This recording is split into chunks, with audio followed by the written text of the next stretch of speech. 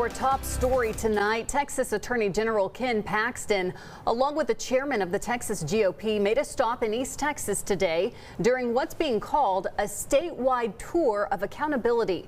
Their visit comes as a fight over the Texas House Speaker continues to escalate. Ken Paxton and the leader of the state party are putting heat on Texas lawmakers who refuse to support the candidate endorsed by House Republican caucus. Yeah, that includes 3 East Texas state reps who have chosen to go against the grain to support the other candidate who right now claims he does have enough Democratic support to become the next House Speaker. KETK's Ashlyn Anderson joins us now with a recap of tonight's visit. Ashlyn. Casey Isaac, Attorney General Ken Paxton says this visit is part of a 2-day statewide tour. He's making stops in House districts with Republican representatives who are refusing to support the Texas GOP's chosen candidate. 3 of those state reps are from East Texas.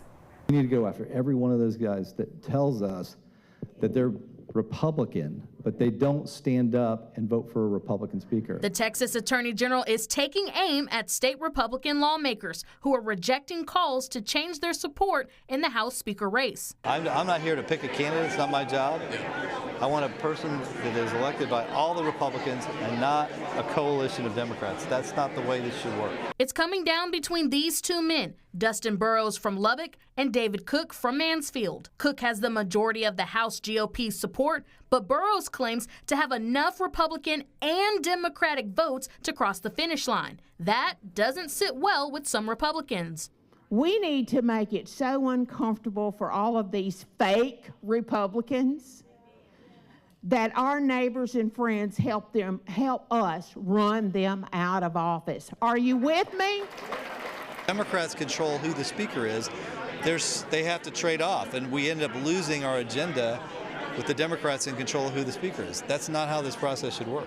3 state reps from East Texas are under fire for refusing to support Cook, including Cody Harris, Cole Hefner, and Jay Dean. They believe Burrows is more conservative than Cook. I want a good, experienced speaker that understands all the processes like Representative Burrows does.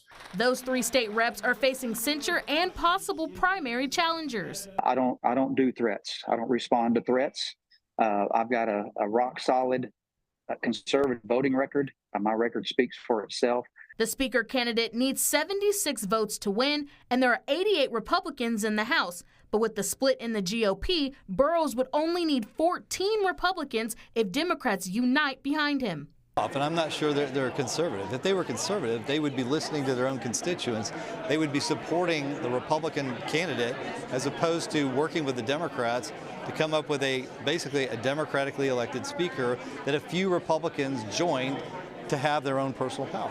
You represent us! Meanwhile, a group of protesters gathered outside of the venue, criticizing the pressure aimed at state lawmakers from East Texas who refuse to budge. Our duly elected House members know that we stand with them in their decision to vote for whatever House Speaker they decide to vote for. And I hope that everybody in this community in the state of Texas knows that the Attorney General can't push these representatives around. He shouldn't be allowed to do that. The outcome remains unclear with this crucial vote happening January 14th. Paxton was in Fort Worth today before making a stop in Tyler. He will be in the Houston and Austin areas tomorrow as the pressure campaign continues. In studio, Ashlyn Anderson, KETK News.